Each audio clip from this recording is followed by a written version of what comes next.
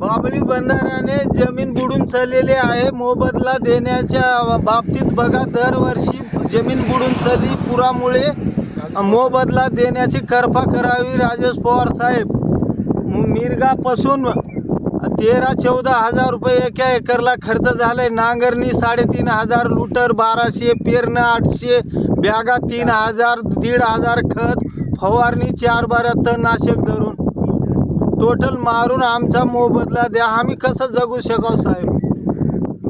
औषध घेऊन मरायचीच पाळी आहे आम्हाला. लेकरं बाळ परदेशी व्हायची पाळी आहे. गंगत पडायची पाळी आहे आम्हाला. आमचे मायबाप तुम्हीच व्हा. लेकरं बाळ घेऊन गंगत पडलेले पुरवत खाते. दरवर्षी असंच व्हायलंय आम्हाला. आम्हाला मोबदला मिळून द्या.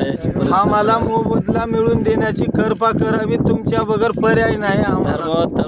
धर्माबाद तालुका, शेळगाव, माष्टी, मोकली सगळे गंगथडीची येच आहे साहेब. बळेगावापासून बोला तुम्ही. बोला.